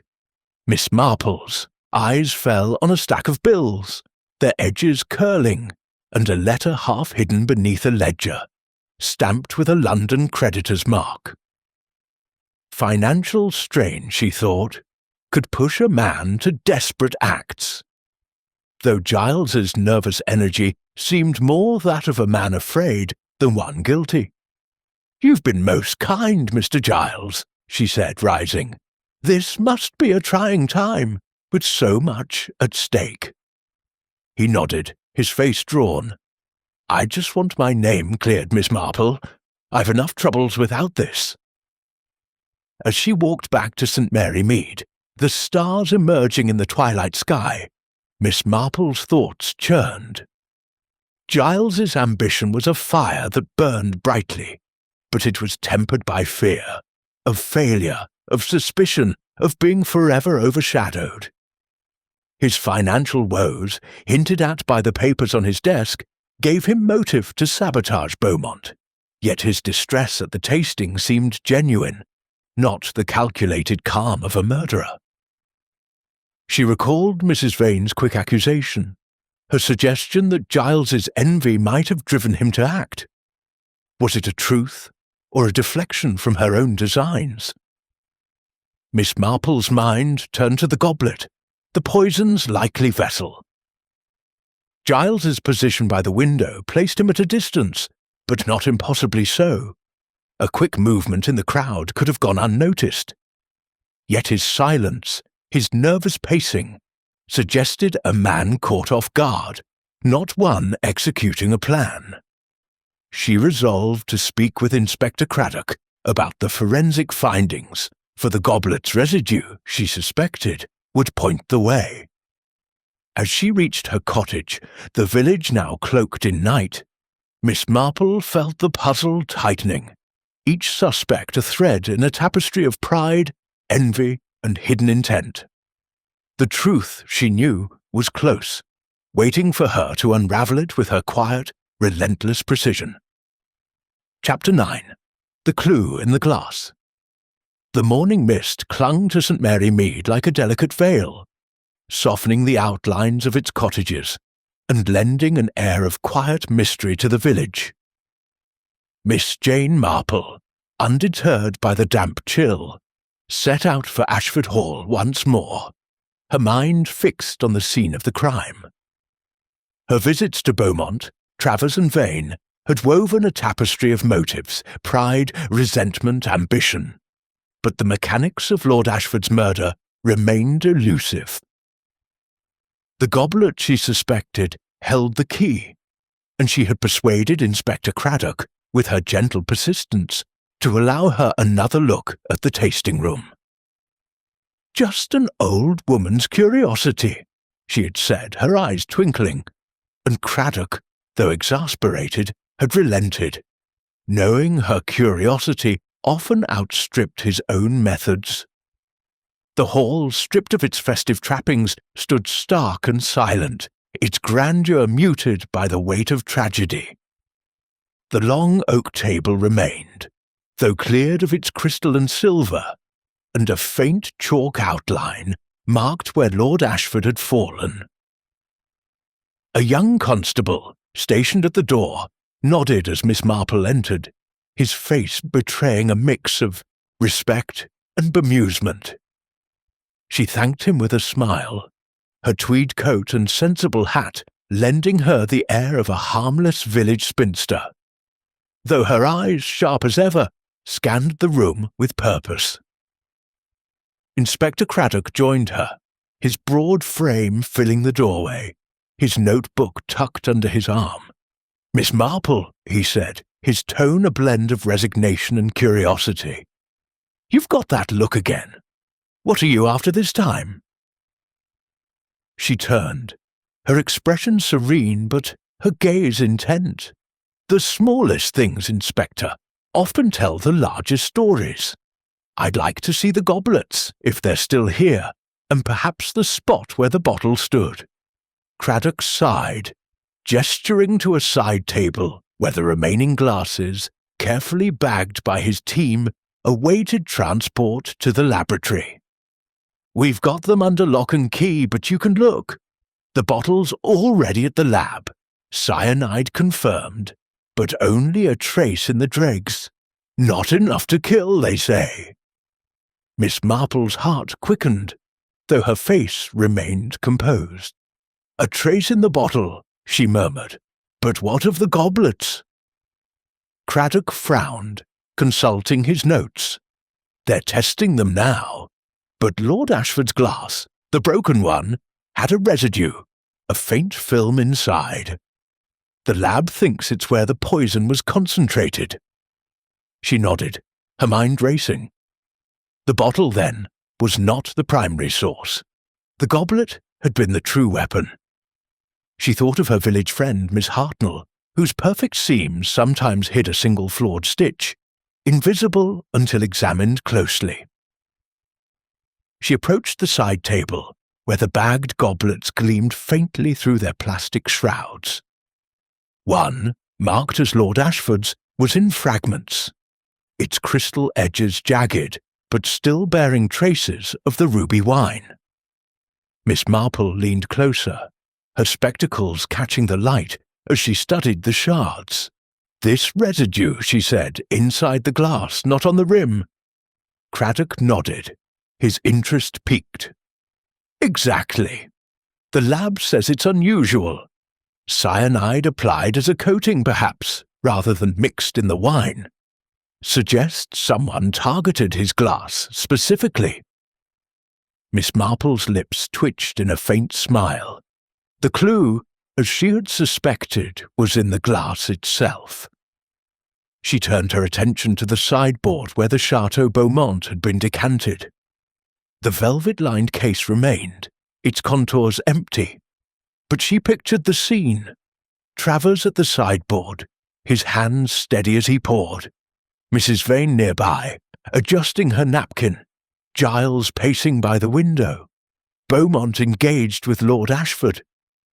The moment before the toast had been a flurry of movement, a perfect cloak for a subtle act. "Inspector," she said, "did anyone note the exact placement of the goblets before the pour?"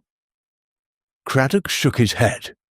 "Travers set them out, but no one thought to mark their order. Too much chaos after the collapse." Miss Marple nodded, her thoughts turning to the crowded hall, the brief distraction of raised glasses.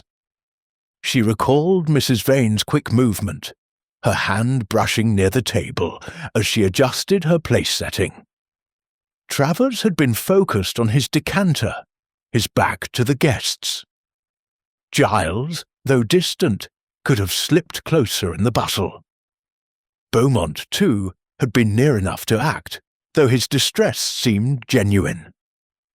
The goblet's residue, she mused, pointed to a deliberate act, one requiring precision and opportunity, qualities each suspect possessed in measure. She asked to see the table itself, now bare, but for a few stray marks where the police had dusted for prints. Running her fingers along its edge, she pictured the arrangement. Lord Ashford at the head, his goblet prominent, a natural target for a calculated hand. "The poisoner knew which glass was his," she said softly, almost to herself. "They ensured he drank first." Craddock's eyes narrowed. "You're thinking someone coated the glass, not the bottle?" Miss Marple nodded. "It's the simplest explanation, Inspector. A drop of cyanide, applied in a moment of distraction, would leave no trace in the bottle, but kill swiftly in the glass." Craddock rubbed his chin, his scepticism tempered by respect. "It's a theory, Miss Marple, but it narrows the field. Whoever did it had to be close to the table, and quick." She smiled, her eyes gleaming. "Exactly, Inspector. And in a room full of eyes, quickness requires confidence, or desperation." She thought of Mrs. Vane's bold demeanour, Travers's meticulous control, Giles's nervous energy, Beaumont's passionate pride. Each could have seized the moment, but only one had the motive to match the method. As they left the hall, Craddock escorting her to the door, Miss Marple's thoughts turned to the laboratory results. The trace in the bottle was a puzzle, perhaps a red herring, meant to cast suspicion on Beaumont or Travers. But the goblet's residue was the truth, a silent witness to a careful hand. She recalled a village incident years ago, when young Elsie's jam tarts had been spiked with salt by a jealous rival, the act unnoticed in the bustle of a fete. The parallel was striking, a small, precise act hidden in plain sight. "Inspector," she said as they parted, "when the lab confirms the goblet's coating, ask them to check for fingerprints, not just on the shards, but inside where the poison was applied." Craddock raised an eyebrow, but nodded. "You're onto something, aren't you?" She smiled, her expression grandmotherly, but her mind razor-sharp. "Just following a thread, Inspector. The pattern will show itself soon enough." As she walked back to St. Mary Mead, the mist lifting to reveal a pale sun, Miss Marple's thoughts churned. The goblet pointed to a targeted act, one planned with care. Mrs. Vane's feud with Beaumont, her knowledge of cyanide, her proximity to the table, all made her a compelling suspect. Yet Travers's access to the goblets, Giles's desperation, and even Beaumont's potential to stage a crisis could not be dismissed. The truth, she knew, was in the details. The fleeting glance, the subtle gesture, the moment no one thought to question. And Miss Marple, with her quiet tenacity, was determined to find it. Chapter 10. The Motive Unravelled. The evening settled over St. Mary Mead with a gentle hush, the village lamps casting soft pools of light on the cobbled streets. Miss Jane Marple sat in her cottage, her knitting needles idle for once, as she awaited Inspector Craddock's arrival. The day's revelations, the residue in Lord Ashford's goblet, the trace of cyanide in the bottle, the tangled motives of pride, envy, and revenge, had brought the puzzle of the poisoned wine, tasting, into sharper focus. She had telephoned Craddock earlier, her voice as mild as ever, requesting a meeting to share her thoughts. "Just a few ideas, Inspector," she had said, "from an old woman who notices things." Craddock, accustomed to her understated brilliance, had agreed to come at once, bringing the latest laboratory findings. The inspector arrived promptly, his broad frame filling the doorway of Miss Marple's cosy parlour. His face, usually set in a practical frown, bore a hint of anticipation, as if he sensed she was close to unravelling the case. "Miss Marple," he said, settling into an armchair with a creak of old springs, "you've got that look again. What's on your mind?" She offered him tea, her hands steady as she poured, and smiled with her usual disarming warmth. "Only a theory, Inspector, but one that fits the pieces we've gathered. The goblet, I believe, tells the true story." Craddock opened his notebook, flipping to a page dense with notes.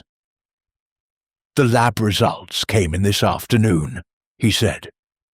"You were right about the goblet. Lord Ashford's had a concentrated coating of cyanide inside, applied as a thin film, enough to kill insectual Lyciaton. The bottle had only a trace, likely contamination from the glass during the pour. The other goblets were clean.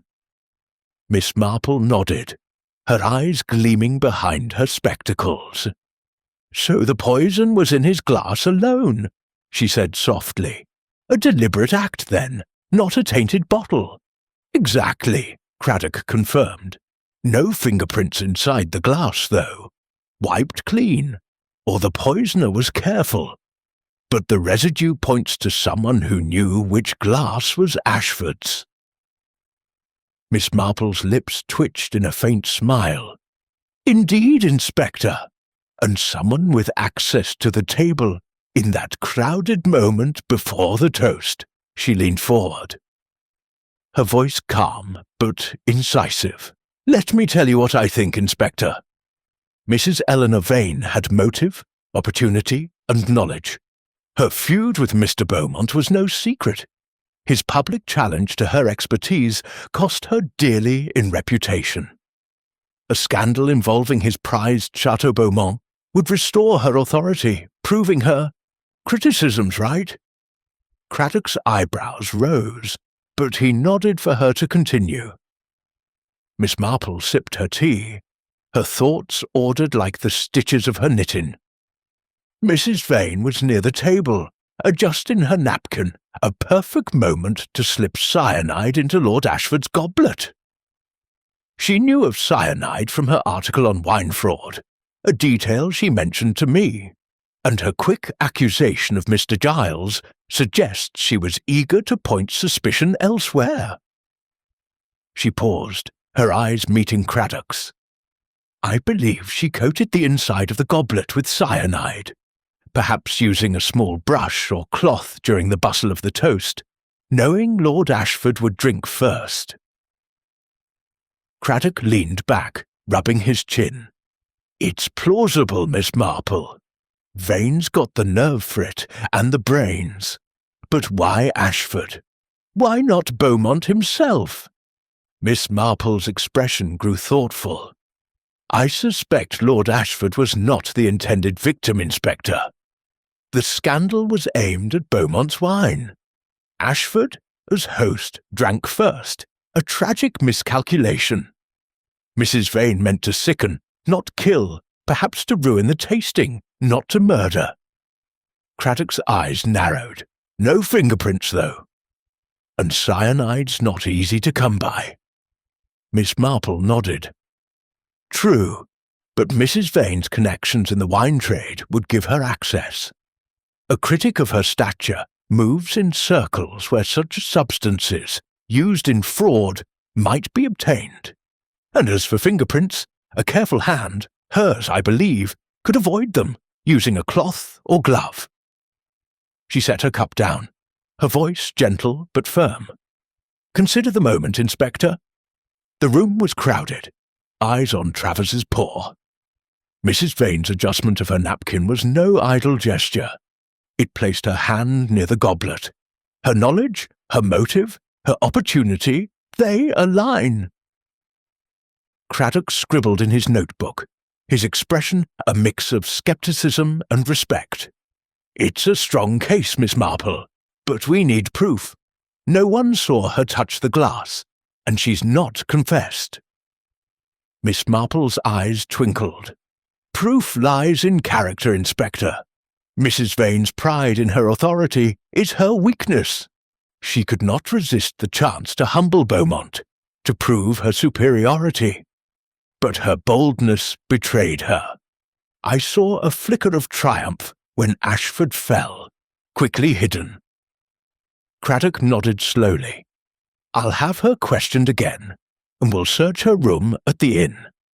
If there's a trace of cyanide, we'll find it." As Craddock rose to leave, Miss Marple's thoughts lingered on the goblet, its residue a silent accusation. She thought of her village friend, Mrs. Price, whose sharp tongue masked a need for control, much like Mrs. Vane's. The critic's motive, rooted in pride and vengeance, had woven a deadly trap, and Miss Marple felt the threads of truth tightening. "Be thorough, Inspector," she said softly. The smallest clue will unravel her." Craddock smiled, a rare warmth in his eyes. "You've never steered me wrong, Miss Marple. I'll let you know what we find." As he left, the parlour fell quiet, the fire crackling softly. Miss Marple picked up her knitting, her needles clicking rhythmically, her mind already anticipating the confrontation to come. The truth, she knew, was near, and Mrs. Vane's carefully crafted facade was about to crumble. Chapter 11. The Confrontation. The late afternoon light filtered through the tall windows of Ashford Hall, casting long wavering shadows across the drawing-room, where the suspects had been summoned once more. Inspector Craddock, his broad face set with a quiet determination, had orchestrated the gathering at Miss Jane Marple's suggestion, her gentle insistence carrying the weight of certainty. The room, with its velvet drapes and ancestral portraits, seemed to hold its breath, the air thick with anticipation and unease. Miss Marple sat in a corner, her small figure half hidden by the shadow of a bookcase, her knitting needles clicking softly as she observed the scene with her unerring, bird-like gaze. The truth, she knew, was about to surface, and this gathering would be its crucible. Mr. Claude Beaumont stood by the fireplace, his lean frame rigid, his dark eyes darting between the other guests as if seeking an ally or an enemy. Mr. Julian Travers, ever precise, adjusted his spectacles and stood near the sideboard, his hands clasped tightly, as if anchoring himself against the storm to come. Mr. Rupert Giles leaned against the wall, his ruddy face pale, his restless energy subdued but not extinguished. Mrs. Eleanor Vane sat in an armchair, her posture regal, her notebook closed on her lap, though her fingers tapped its cover with a rhythm that betrayed her nerves. Inspector Craddock, at the room's centre, commanded attention, his notebook open, but his eyes fixed on the group. "Ladies and gentlemen," Craddock began, his voice steady and authoritative, "we've gathered you here because the investigation into Lord Ashford's murder has taken a decisive turn. Thanks to new evidence and some keen insight." He nodded slightly toward Miss Marple, who inclined her head modestly. "We now know how the crime was committed, and by whom." A murmur rippled through the room, Beaumont's jaw tightening, Travers's hands clenching, Giles shifting uneasily, and Mrs. Vane's eyes narrowing, though her expression remained composed. Miss Marple, her knitting paws, spoke up, her voice soft but carrying the clarity of conviction. "If I may, Inspector, I believe it's the goblet that tells the story." The laboratory confirmed a concentrated film of cyanide inside Lord Ashford's glass, not in the bottle. A deliberate act, targeted at one man, though perhaps with broader intent. She turned her gaze to Mrs. Vane, her eyes gentle but unyielding. "Mrs. Vane, you were near the table before the toast, adjusting your napkin, a small gesture, but perfectly timed." Mrs. Vane's lips parted, a flash of indignation crossing her face. "Miss Marple, are you accusing me?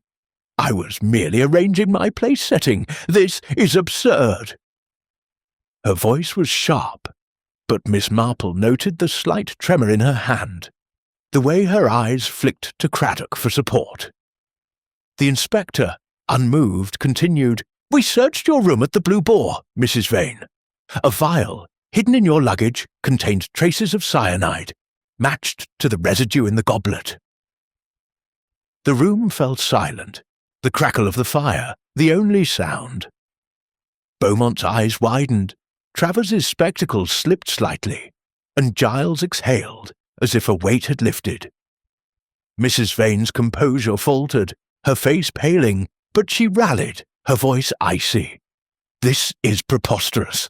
I'm a critic, not a chemist. Anyone could have planted that vial." Miss Marple shook her head, her expression almost sorrowful. "No, Mrs. Vane. Your feud with Mr. Beaumont was too deep, your pride too wounded.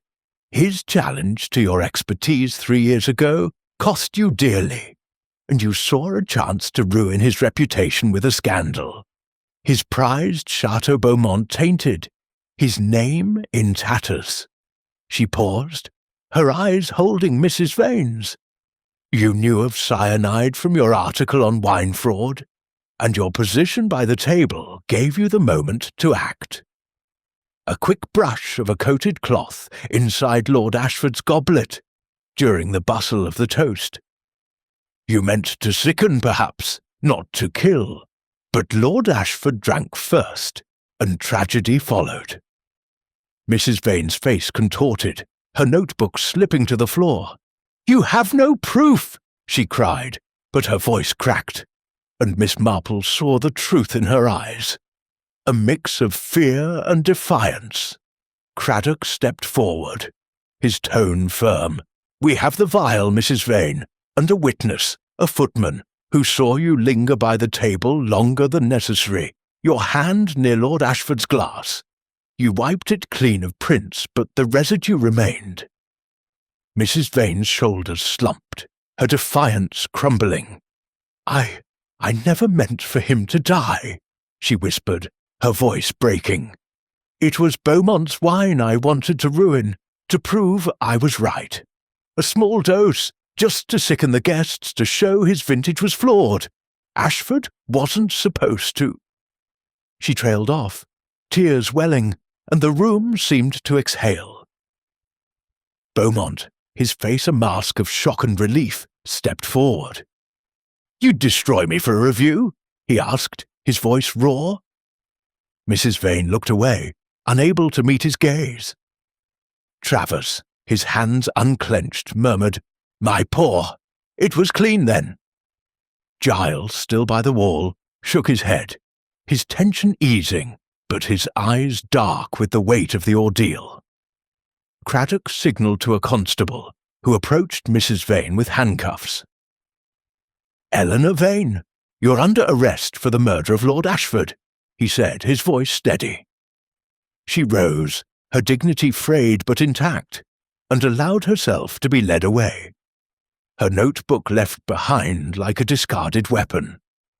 Miss Marple watched her go, her heart heavy, but her resolve firm.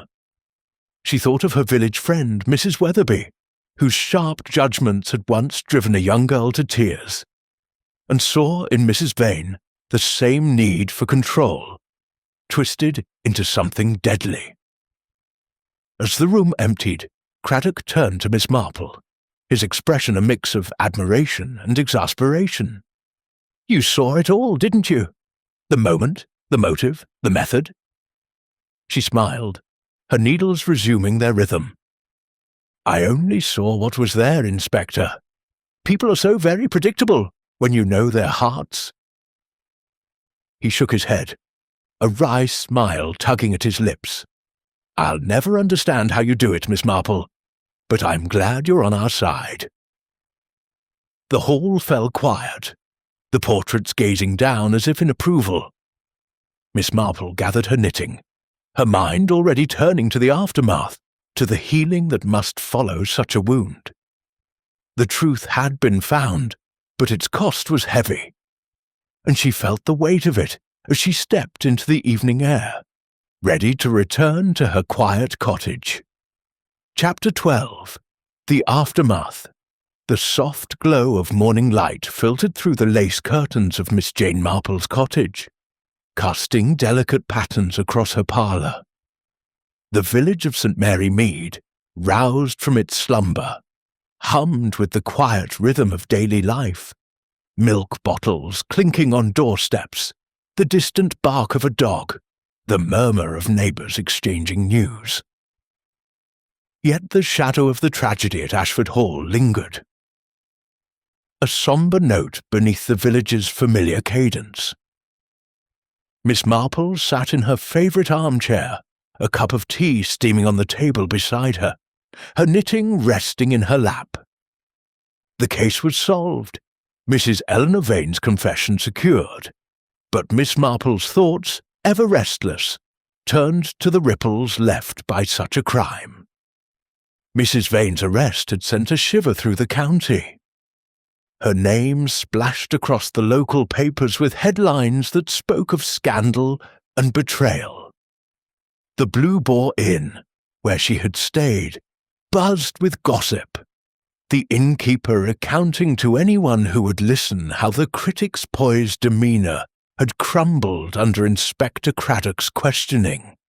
Miss Marple, sipping her tea, reflected on the fragility of pride, how Mrs. Vane's need to assert her authority had led to such a devastating misstep.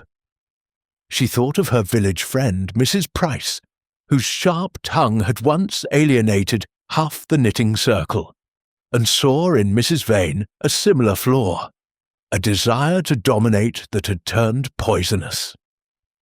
Mr. Claude Beaumont, though cleared of suspicion, faced a daunting road ahead. The taint of the poisoned Chateau Beaumont clung to his reputation, despite the evidence pointing to the goblet, not the bottle. Miss Marple had heard through Mrs. Bantry's tireless gossip network that Beaumont was planning a public tasting to restore faith in his vineyard, inviting critics from London to sample his untarnished vintages. "He's a fighter," Mrs. Bantry had said over tea the previous day, her eyes gleaming with admiration. "But it'll take years to shake this off."